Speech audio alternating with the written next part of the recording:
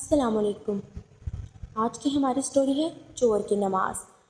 تو آئیں سٹارٹ کرتے ہیں۔ کسی زمانے کی بات ہے، ایک چور بادشاہ کے محل میں چوری کرنے کے ارادے سے گیا۔ رات کا وقت تھا اور محل کے ایک کمرے سے بادشاہ اور اس کی بیوی کی گفتگو کی آواز آ رہی تھی۔ وہ کھڑے ہو کر سننے لگا۔ اگرچہ ایسا سننا غلط ہے، ناجائز ہے، چوری ہے، لیکن چور تو چوری ہی کرنے آیا تھا، اسے سننے میں کیا چیز منع ہوتی؟ آخر وہ چور ہی تو تھا۔ اس چور نے سنا کہ بادشاہ اپنی بیوی سے کہہ رہا ہے کہ میں اپنی بیٹی کی شادی ایسے آدمی سے کروں گا جو نہایت متقی و پرہیزگار ہو، اللہ والا ہو۔ چور نے یہ سنا، اس کے دل میں خیال آیا کہ کیوں نہ میں ہی کچھ ایسا بن کر دکھاؤں کہ بادشاہ میرے ہی ساتھ شہزادی کی شادی کر دے۔ دل میں ایک حرص پیدا ہو گئی۔ اب وہ چوری کرنا تو بھول گیا، لیکن دھوکہ دینے پر اتر آیا۔ گھر جا کر بہت دیر تک سوچنے لگا کس طرح میں اس بات میں کامیاب ہو سکتا ہوں۔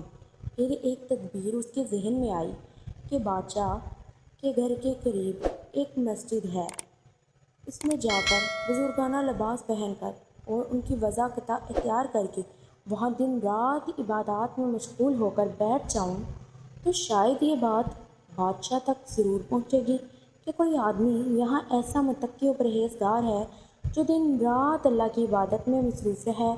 تو ہو سکتا ہے کہ بادشاہ کی نگاہ میرے اوپر پڑ جائے اور میں شہزادی سے شادی کے لیے چن لیا جاؤں۔ اس چور کا ایک نہایت حقیر دنیاوی مقصد تھا جس کے لیے اس نے ارادہ کیا۔ اس نے اپنے پروگرام کے مطابق بزرگانہ لباس و پوشاک پہنا، بزرگوں والی وضاحت اختیار کر کے اس مسجد میں جا کر نمازیں، ذکر و تلاوت، مراقبہ سب شروع کر دیا۔ دن گزرتے رہے اور لوگوں میں شہرت ہوتی گئی کہ کوئی اللہ والے بہت بڑے ولی یہاں آ گئے ہیں جو دن رات عبادت کرتے ہیں۔ یہاں تک کہ یہ بات بادشاہ تک پہنچ گئی کہ یہاں کوئی اللہ والے آ کر بیٹھے ہیں، جوان، زاہد و عبادت میں لاجواب، تقویٰ و طہارت میں بے نظیر۔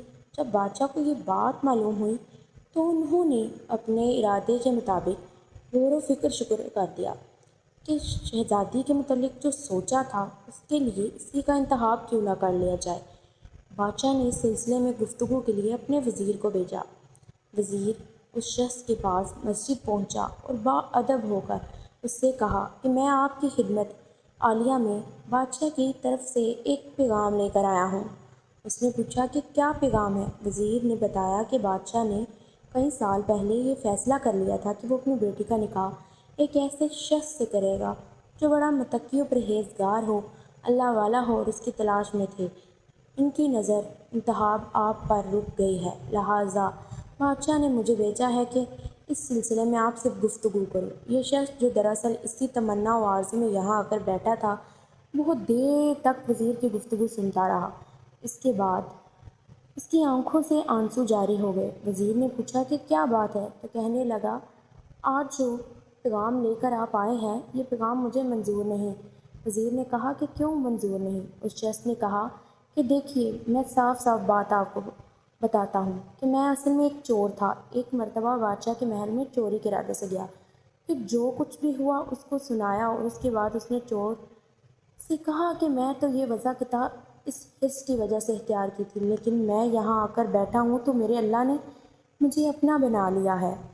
اب بس اس کے لیے بعد مجھے اور کسی چیز کی ضرورت نہیں، میرے لیے میرا اللہ ہی کافی ہے۔